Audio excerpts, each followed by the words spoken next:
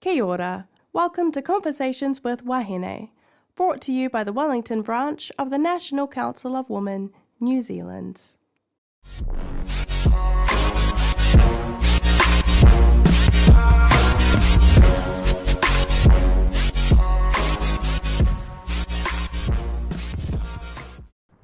Hello and welcome to Conversations with Wāhine. Today you've got me, Harita, and I'm joined with a guest from Auckland, Abhi Chinniah. She is a self-taught portrait photographer and writer. She was born in Ōtautahi Christchurch to Jaffna Tamil Malaysian parents.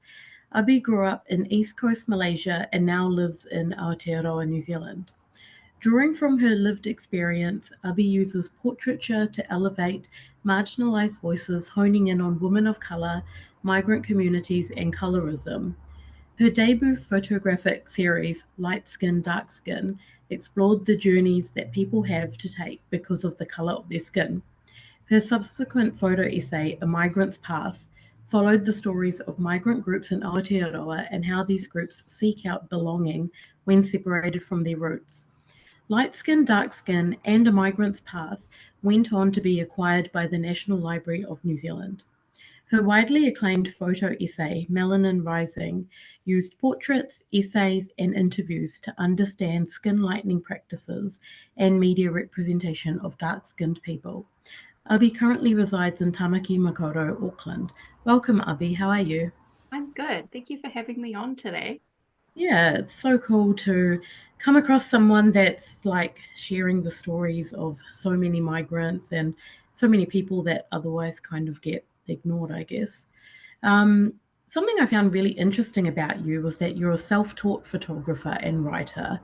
So where did you draw your inspiration from? And did you ever take professional classes, or was everything you did self-taught? So photography for me has been around in my life since I was around the age of 13 or 14, but it wasn't something that I thought I could pursue because it wasn't encouraged in my upbringing. And I remember around that age, 13 or 14, I had a point and shoot Sony camera that my papa had bought to photograph just dinners, like social dinners and stuff. And I quickly adopted this camera and made it my own. And I was taking self-portraits and portraits of my friends. And then later in my mid-20s, I picked up the camera again through a job. And it was kind of like finding a long-lost love, because it was a feeling I hadn't had for 19 years at that point. And this would have been around 2016. So I did do storytelling in the same way that I'm doing now, but my early works were around community and women empowerment, and then Light Skin, Dark Skin came along, and that really changed the course of my art after that. So my inspiration, it's all from my own lived experience, and that has echoed through all of my projects to date. That's so cool. It's so cool that you just, you started it as a passion and then it just grew from there. I guess some people that do photography as a job, like it kind of becomes, because it's their job, sometimes the passion gets lost along the way because it's not so much a hobby, it's the only thing you have to make your livelihood from. And it's really cool to hear how you started. Did you ever feel like before you got into exhibiting your work, did you ever feel like you had to take professional classes to hone your talent, or did you just teach yourself how to become better and better to the point that you could exhibit your work? I did 2 workshops with a community group in Auckland at the time, and it was really fun. So there'd be a group of us, mostly at the beginner stage. I think there were some, more qualified people there, and we'd walk around Auckland CBD and take photos of just buildings and things like that, because I just needed to learn how to use a camera. And it was just, I was so grateful that I found it. So I did those 2 workshops, and then after that, I was working full time. Every weekend without fail, it was practice.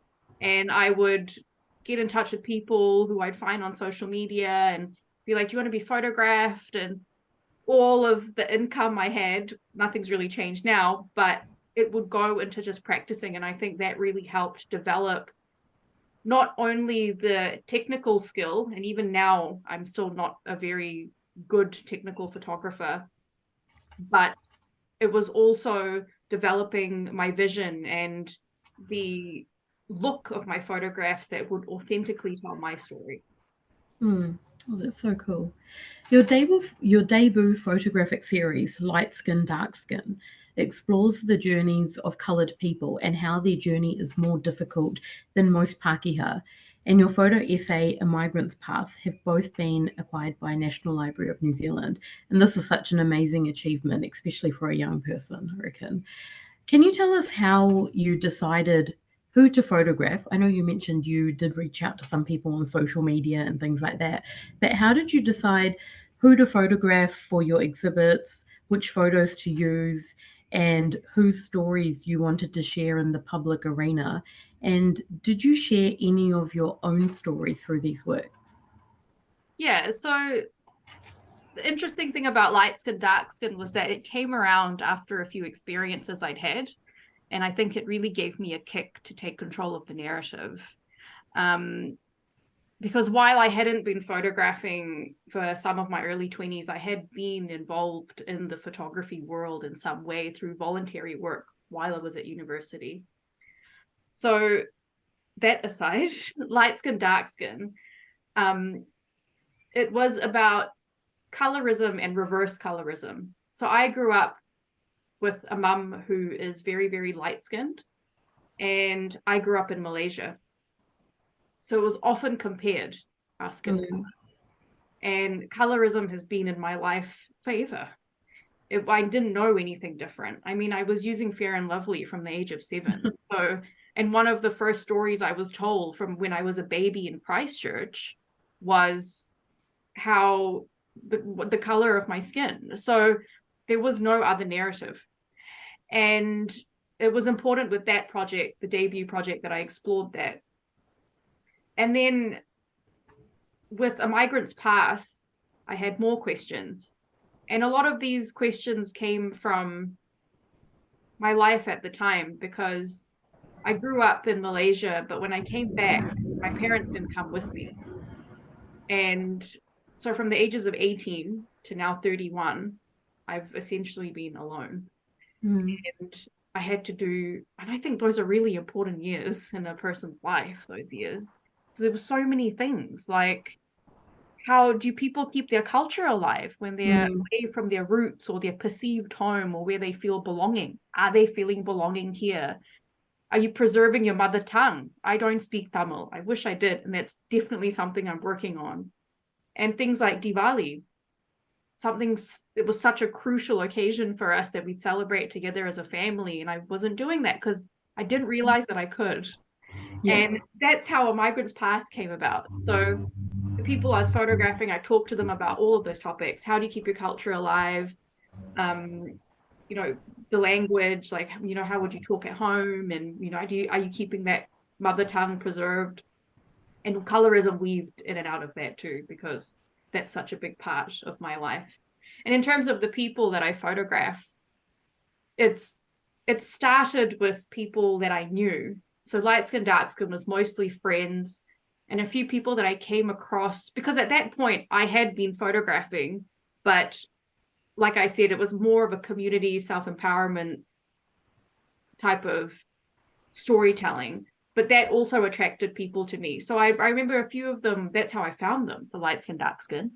And then when A Migrant's Path came along, a lot of the people that I photographed for that were people that organically came to me through that first project. And it's hard to quantify that into words, that process, because it's more of a feeling of who I photograph and how the storytelling comes about, because it's a very personal process as well. Yeah, a part of me can kind of relate to that. Like I'm a New Zealand born Indian, so I've never lived in multiple countries. I've pretty much always been in New Zealand. But a part of me as well is always wondering how I can learn more about my culture and learn more about my roots, because I'm born here and a lot of my mum's side of the family is also born in New Zealand. But I'm fully Gujarati. So both my dad's from India, my mum's from here. And because my mum's also born in New Zealand, there's a lot of things that she doesn't know either, like especially the religious side of things. And then I grew up doing like Bharatanatyam and Bollywood dancing and things like that. So I grew up kind of with quite a few Indian friends, and a lot of them did a lot of much more Indian things than I did. Like every time there was a religious thing they had to fast for or eat vegetarian for, they did all of that. And I was always just like, oh, I didn't even know that was happening, because my mum doesn't really know. And it's more like, I find with most Indian families, it's always the mothers and the grandmothers that carry the religion more than the men, right? Half the time the men don't even know anything. They just do it because their mums and wives tell them to. So that was the case in my house, right? So I was kind of like, I grew up knowing how to speak Gujarati, which I'm so thankful for, because my dad always taught me and my brother Gujarati from a young age.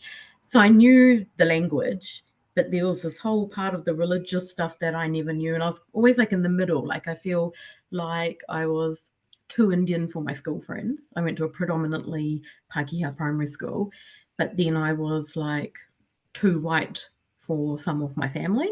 And I was always just like in this limbo, like, oh, when do I need to be Indian and when do I need to be Western? And I was always trying to learn more about my Indian culture. And then as I got a bit older, like into my teenage years, I thought, oh, maybe one way to like learn a bit more about my culture is to start doing Bharatanatyam, because you learn about the religions. All the dances are about religion.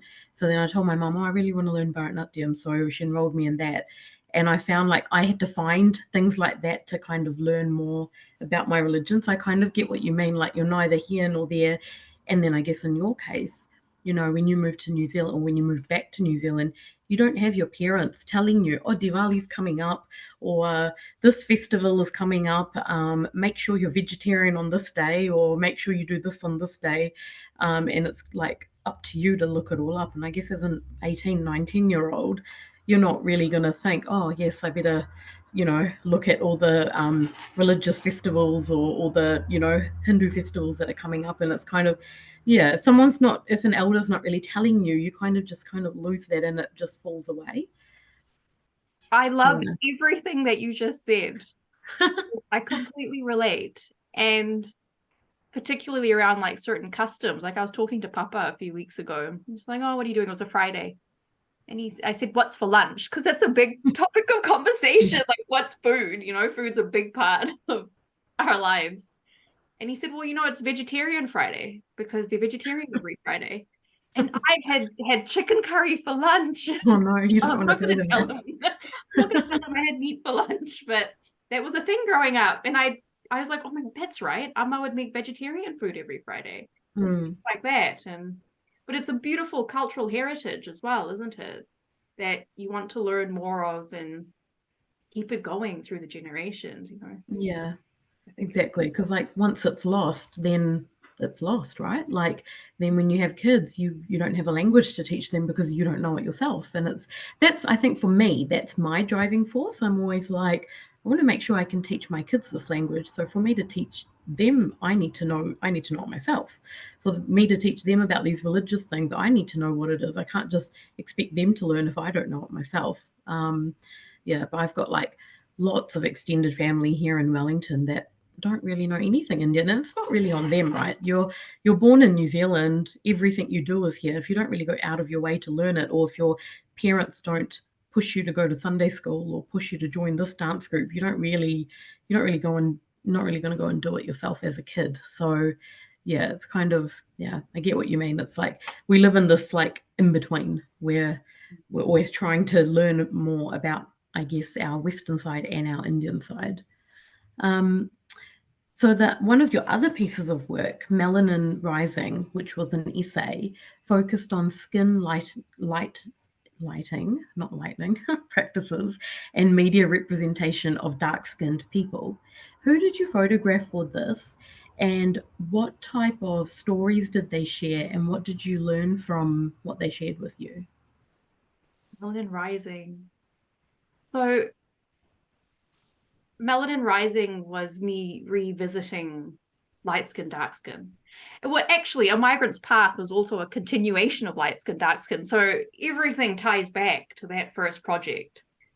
And with Melanin Rising, I really wanted to look at representation of dark skinned people, because light skin, dark skin was looking at colorism and reverse colorism. Melanin Rising was more about pop culture, which was something I was massively keyed into as a teenager and still an adult. And skin lightening cream also was something that was extremely present in my life. And Melanin Rising looked at all of that quite extensively. So it was a much more in-depth project, and I'm so glad that I did that project. I think it helped me massively. And I don't ever want to speak for my portrait sitters, because I give them agency to tell their own stories, but I hoped it helped them in some way too. But for Melanin Rising, I photographed 5 people for that one. And it took a year to actually put the project together, but really it's years in the making, isn't it? If you go back to where it started for me. And it was just incredible. 5 people doesn't sound like much, but I liked it like that because it allowed me to really get to know everyone.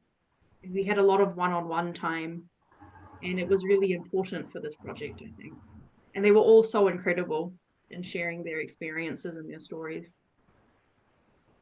Were they all women, or did you interview men as well? Both.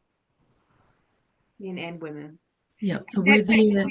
That's an interesting part that I want to bring up, actually, because up to that point, a lot of my work had focused on women, people identify as women experience. And growing up, colorism's experiencing colorism, you don't often hear the male perspective. And I had 3 men share their stories for this project. 1 photographed, 2 were overseas, and they shared beautiful essays about their experiences. 1 in particular, and he's based in the UK, and he talks about how he used skin lightening creams, and how growing up, at school, because he was really dark skinned, people would compare him to, we had a toothpaste at the time.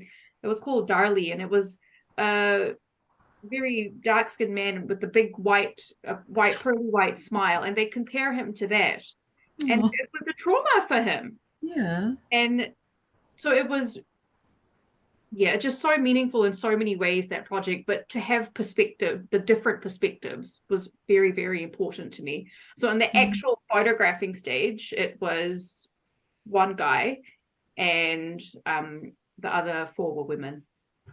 Yeah.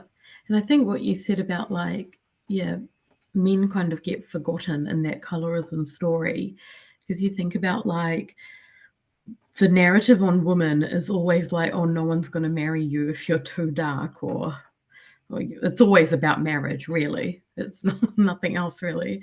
Or you have parents saying, oh, if you sit in the sun too much, you'll get darker. And I mean, I'm lucky my parents never did that. But also on the flip side, I'm also genetically quite fair-skinned.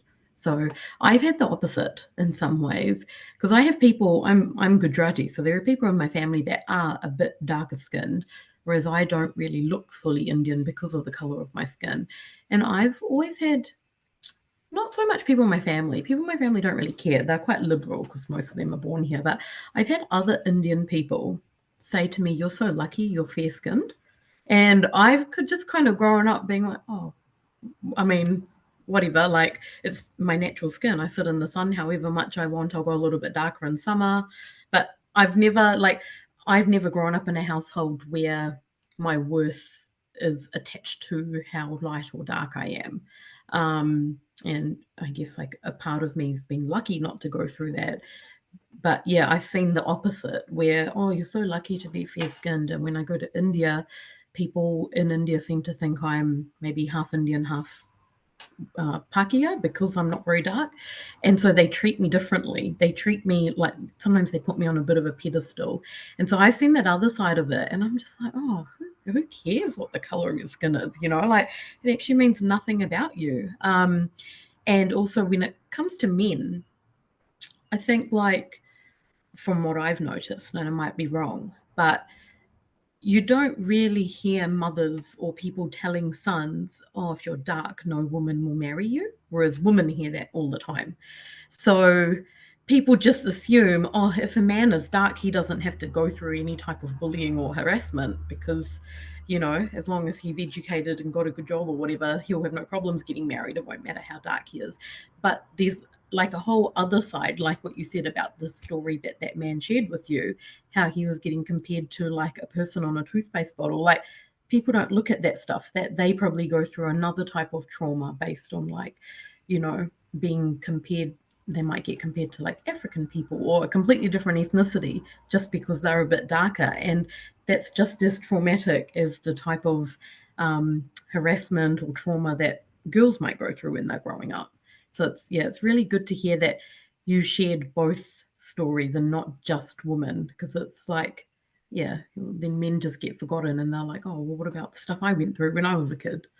Yes, and even to your point with the reverse colorism, because that's what I grew up with via my mother, who is very light-skinned and had the same experiences. So I really like a couple of the stories in light skin, dark skin.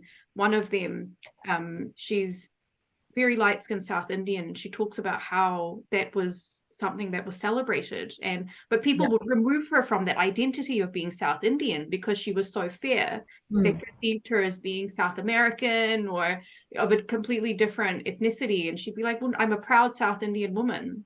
And me having seen that with my mother as well, of growing up very light skinned and then having two dark skinned daughters. And I think she also saw a very different side to how she was being treated when she was growing up, because, you know, her children constantly being compared or being like, oh, they look like their father and stuff like that. Like it's an insult. Yes, like it's an insult, but like you said, the color of your skin, it doesn't matter. It shouldn't, but it does in the structures that we have, but it shouldn't. But both sides and the male-female side have also been extremely important to me as well. Yeah, that thing you said about a fair South Indian person, I've also got friends that are quite fair South Indians, and then I've got the opposite. I've got my husband is North Indian, and he's quite dark for a North Indian. So quite often I've heard people say to him, "Oh, you look South Indian or Sri Lankan," and it's not, they don't mean it as an insult, but because people just associate darker skinned Indians with South India or Sri Lanka, and the lighter skinned you are, oh, you must be from further up north. Like that's the stereotype that Indians have within themselves. So people have said to me, oh, you look like you're from North India because I'm lighter than most Gujaratis. And then people say to my husband, oh, you look like you're from South India. And it's like, he's not, he's actually from Delhi. Yeah, and it's just, you just hear like this, people just say what's on their mind, and like, yeah, it's interesting, like what they associate with the color of your skin. So did you also interview non-Indians? Like, did you interview people of color from other ethnicities? Yes, that has echoed through all of my work. So because I grew up in Malaysia, and Malaysia's a multicultural country, so I've got friends from all different ethnicities. And interesting thing is, especially in Malaysia, because skin lightening creams are a big thing. Like when you leave the airport in KL, like one of the first billboards you'll see is of a skin lightening product. Still, till this day, nothing's changed. And I remember like my friends of Chinese descent. So we would both be told, me and friend of Chinese descent, to stay out of the sun. But for my friend of Chinese descent, it would be to maintain the fairness of their skin. Whereas for me, it would be to not get darker. So I've always had that in my head, the different views and the different ethnicities. So definitely a big part of my work. particularly in Melanin Rising, I had South Asian, Southeast Asian, and African viewpoints on the colorism story. And it's incredible how many similarities we've had. There's one story in particular that I think of from Khadijata, who spent some of her early years in Senegal and talks about Fair and Lovely. And some of the products are identical to what I was using in small town Malaysia. And it's just mind-blowing to think that we were growing up in completely different places, but we were having similar experiences in terms of skin bleaching and the products and the representation. And there's a lot of similarities in our stories, which can be beautiful, but also quite sad when it's on topics like that. Yeah. And I guess like that's exactly why we need exhibitions like yours, right? To put it in people's faces that this is what people of color go through. And when it's put in people's faces, you can't ignore it, especially when you're looking at a photo or reading someone's story right there. So you've had like exhibitions in Auckland and Queenstown over the last few years, and they've all been slightly different, but like you said, they've all kind of stemmed from the same theme at the beginning. So have you found much difference with the audience in Auckland compared to Queenstown and perhaps other places that you've had your exhibitions? So my first show was in 2020 in Auckland, out in Titirangi. And it's pretty interesting because I've only, up till now in Queenstown actually, have only shown in Auckland. And I've had individual exhibitions of each project, never together. And the showing in Queenstown, which is on till the 19th of November, that's a showing of all of my work. And it was so interesting and incredible for me to even see this when I went to see it last month. And the evolution of the work and actually how connected it is. So what I hadn't talked about before was that I have a new body of work from this year called Number 13. And I know in your previous question, I don't think I answered it actually, was what of my story is in my work? My story has echoed in and out of these projects, but never like Number 13. And Number 13 was really something that I could not have done had I not done the previous projects that I've had with other people. And Number 13 is a departure from my documentary style of storytelling, where I've gone into a more narrative and kind of something that I would say is rooted in fiction, but is really a retelling of my life, because I couldn't quite find the strength to tell it the way it is, but that's how I've done it.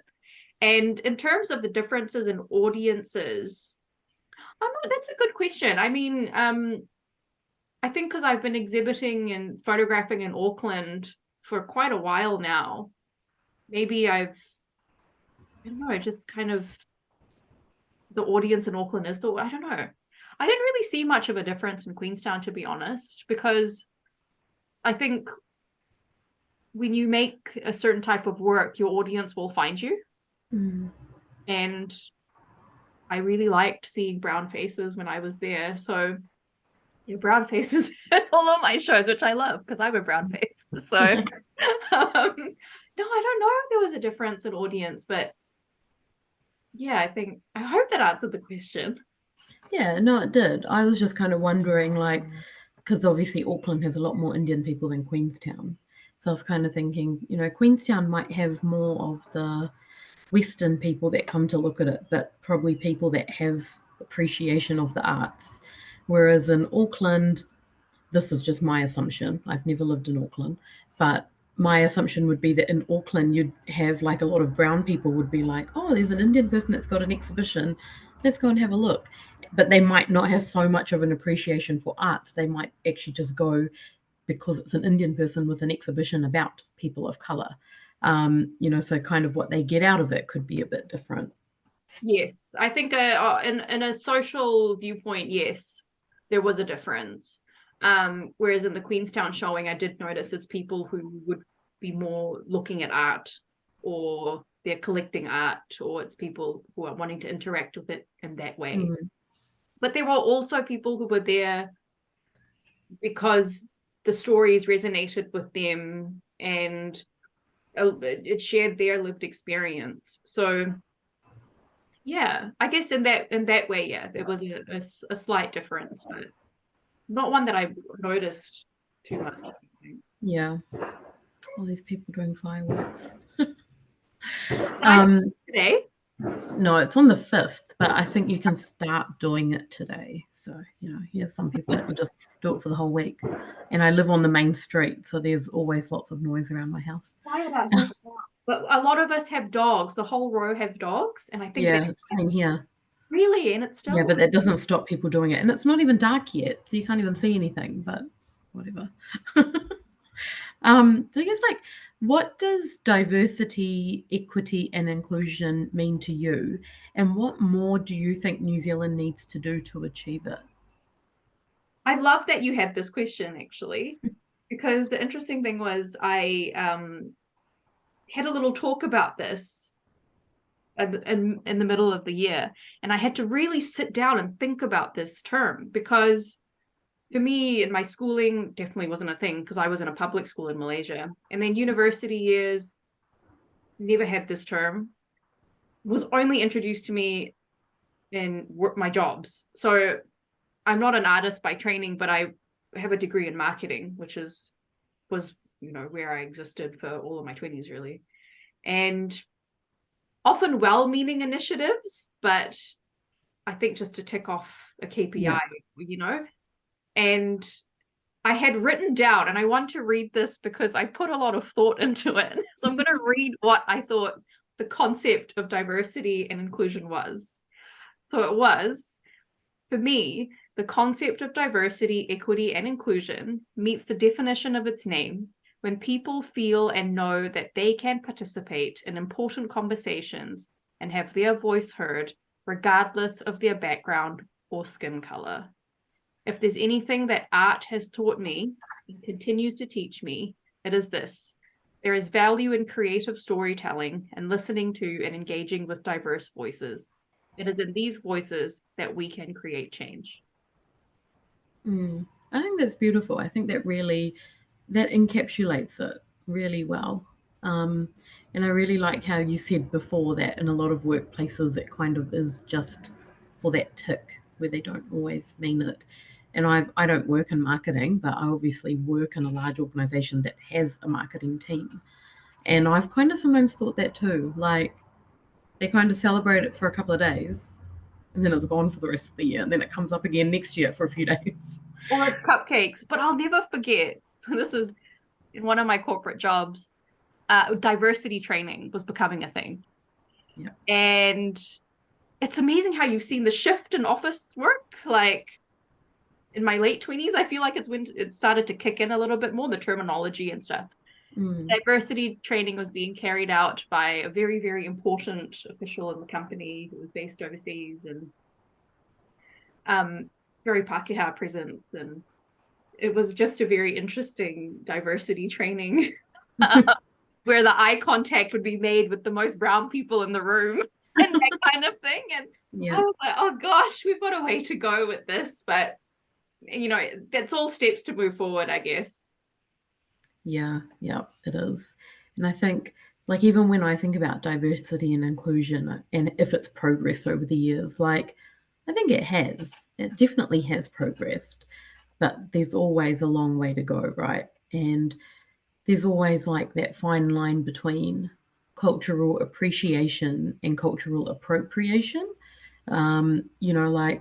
We can't expect non-Indian people to know what Diwali's all about, or when to wear a sari and when not to wear it, And sometimes they ask questions because they're actually interested in our culture.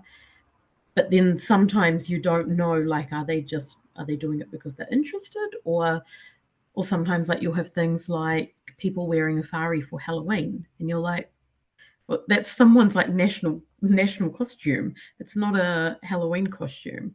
So there's there's always this fine line about appreciating someone's culture and actually taking a genuine interest, or just pretending to know about that culture but not actually. Like just wearing a bindi because you think, oh, if I wear this bindi, then Indian people will think I'm cool or whatever it is. And I think that's like, yeah, it's improving, but there's always, there's always that thing. There's always some people around there that always have like an undertone of racism in whatever they say. And yeah. In Wellington at the moment, there's an exhibition called Invisible Narratives, which I think has been on for like the last 2 months, and it's finishing mid-November. And that focuses on stories of Indian people migrating to New Zealand, and it's got like a few different types of artwork. Like there's some people that make films, there are artists, there are dancers, there's like 7 or 8 different types of artists, not just in the photographic or painting sense, but people that are involved in the arts, and they all exhibit different types of work that show the story of Indian migration over the last 150 or so years.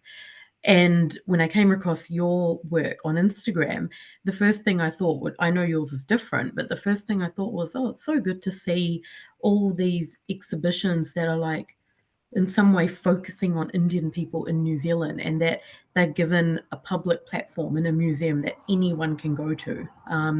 Like this work isn't just shown at the Indian Centre where only Indian people are going to go to. Like the one that's in Wellington is at the Portraits Gallery, which is owned by Wellington City Council, and it's a museum that anyone can go to for free. So it's easily accessible.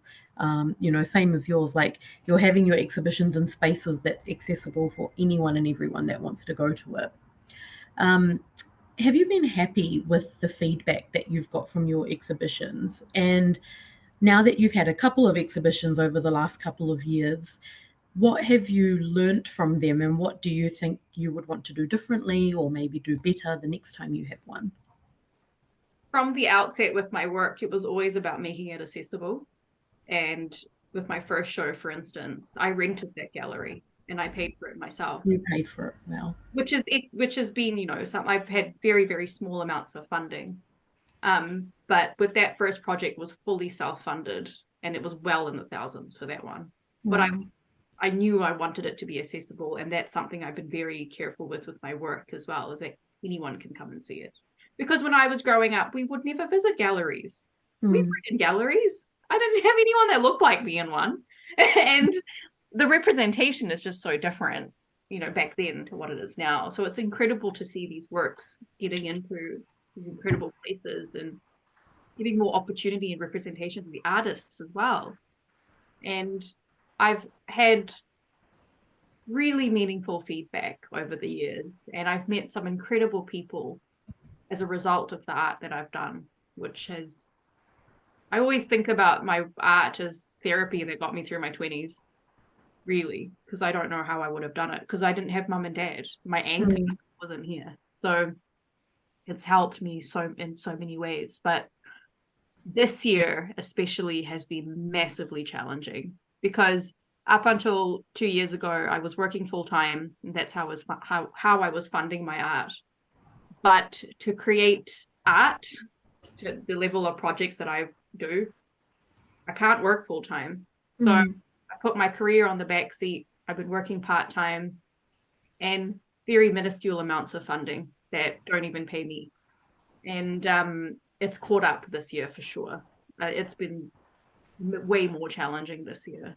And I think just the journey of uncertainty and where is the work going to go and how am I going to pay for it? And when it becomes an annual question, it becomes a lot, because I'm only one person. I don't have a team. I've operated on my own. I wish I had a level of support, but I can't afford it.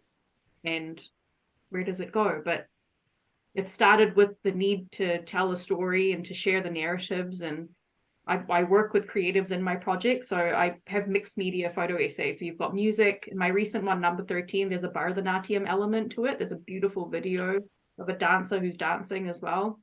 And there's moving image, there's a whole bunch of things, but all of that takes a significant amount of work. And there's real life things that you have to think about as well. And cost is a big part of that, especially this living cost crisis and all of that. So it was in our messages as well when we were talking, and I kind of alluded to that, and how on social media where it looks like there might be a lot of things happening, that's not often the case. And there's been a lot of struggle behind the scenes for sure this year. Yeah. What about like council funding or grants and things like that? How, I guess if you apply for a grant, how likely is it that you would get a city council grant or an arts grant or something, or is it just really competitive where you get declined because they give it to other people?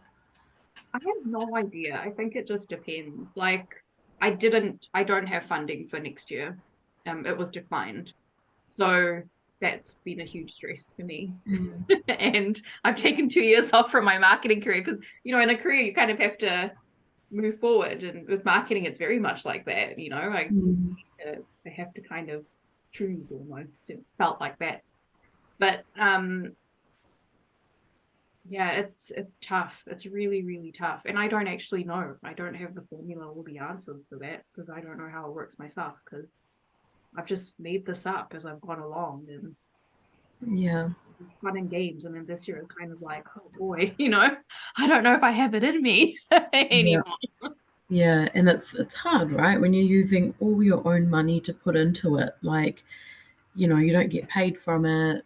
Um, you're not making money from the exhibits, and like that's really hard. Like I've never really thought about that. I guess I kind of just think, oh yeah, you get your work exhibited somewhere and you don't pay for that.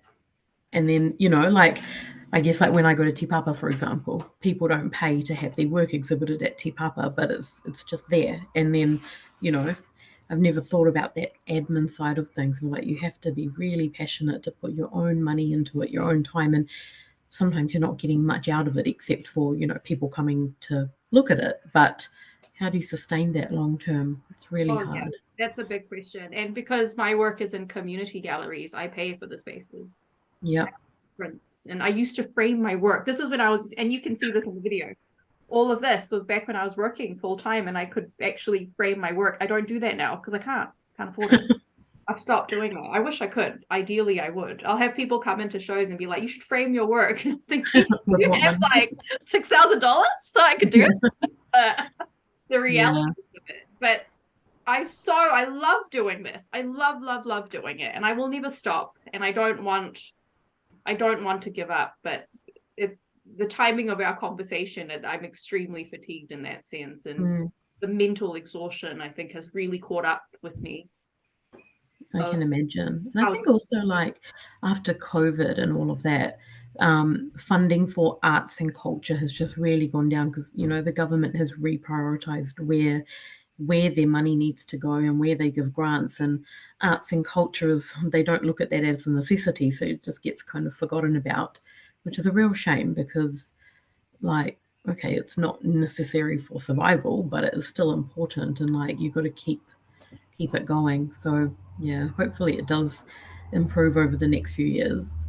I hope so. And keeping it going on my own. Like I was part of a group show this year in Auckland at Bergman Gallery. And I was so grateful to the curator, Benny, for inviting me to be part of it. Because, in so many ways it was like, oh, I can just have my work up somewhere for a while. And I didn't have to do all of the work. And any artist would be like, well, we have to do all the work too, and I get that. And with anyone's journey, it's just a lot. It's a lot. And like you said, after COVID, life has just been a lot. Yeah. So can you share some of your family's migrant story with us, like their migrant story to New Zealand, and then when you went back to Malaysia, and then when you came back, which is quite unique. A lot of people migrate to a country and then they stay there for a very long time. Can you share some of your story with us? Yes.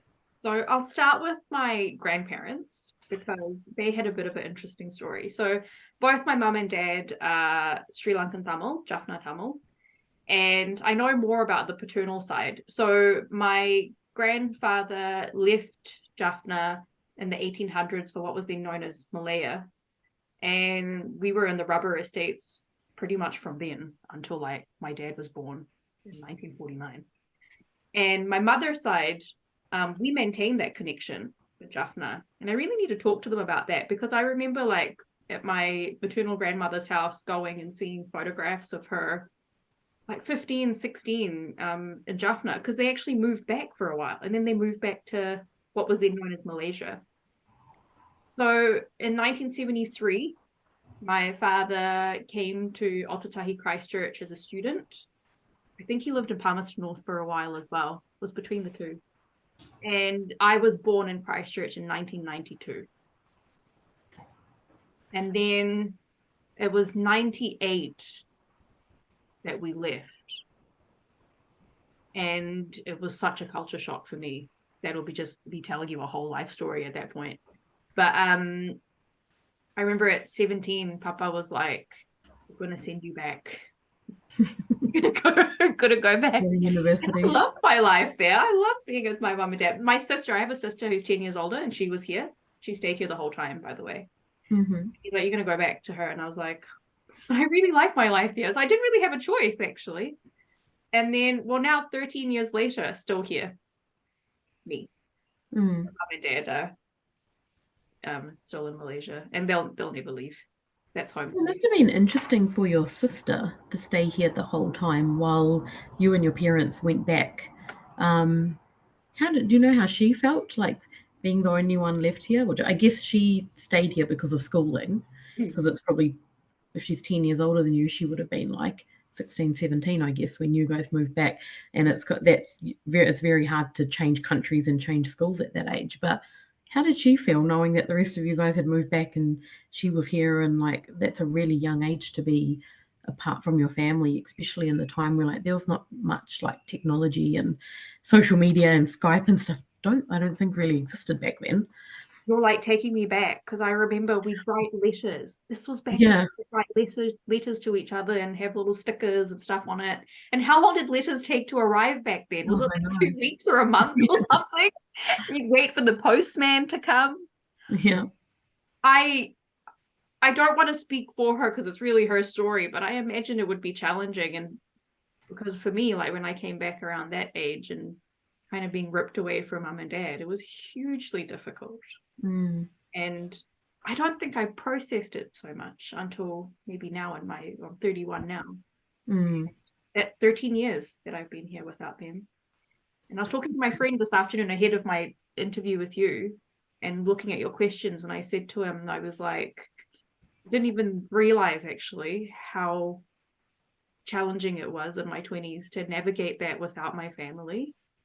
And it was really hard. Yeah, I can imagine. And like, because they're the years where you usually need the most advice and everything from your parents, and they're so far away. Like, it's different if they're kind of just in Australia or somewhere, you're like, you can still visit frequently, but Malaysia to New Zealand, it's a bit further away, but you can't really visit them a few times a year and have that level of connection either. But you find like a lot of people, especially like from ethnic backgrounds, a lot of them kind of have that type of story because it's all about for the kids' education or for a better life for the kids or whatever. Or you'll quite often have like maybe the husband will come to New Zealand a few years before the wife because he wants to find a job, secure a house and secure a life. And then the wife will come from India maybe 5 years later. And, but it's all for the betterment of their future. So you've got like every family has kind of got some type of story where the family's been separated because you don't want to both move to a new country and then you don't have jobs. At least if the husband sets himself up first, then the wife can come when everything is a bit more stable. And yeah, it's really, really interesting. Like there's people in my family that have got odd stories like that as well, where they've got married and the wife has stayed in India until the husband's life was settled, and then she came here a long time later rather than them both moving together. Yeah. And when I was growing up, because we had exact that. We had family friends. And I'm actually so grateful that the husband came first and then she came with the kids. But it's been so nice to have that taste of home here. Yeah. When I look at their faces, I'm like, oh my gosh, I remember you from when I was like 9 years old and you're here. and that's nice. But yes, to everything, to all of your points, absolutely. And then, like, you know, the other point where, like, you know, your parents sent you back for university, again, it was for your future, and because generally, like, universities here in Australia are kind of looked at as being better than a lot of Asian countries. You know, like, there's been people in my extended family as well where they live in India, they grew up in India, but they've come to New Zealand for university, and they've stayed with their auntie and uncle, or they've stayed with some extended family member, but their parents have sent them to New Zealand because coming to university in New Zealand means they'll get a better education, or an education in English rather than where they live in India. And it's all for that, which, yeah, I think it's something that a lot of Southeast Asians really share. So before we wrap up, where can people find you online and on social media, and how much longer is your exhibition in Queenstown on for? So the exhibition is on at Te Atamira in Queenstown until November 19th. To go. And the best way to find me online would be how you found me on Instagram, which is like my one channel. And it's at Ramii Studio, Ramii Studio. And I do get asked this sometimes, why it's called Ramii Studio. So my full name is Abhi Ramii. And I did wonder that. Nice.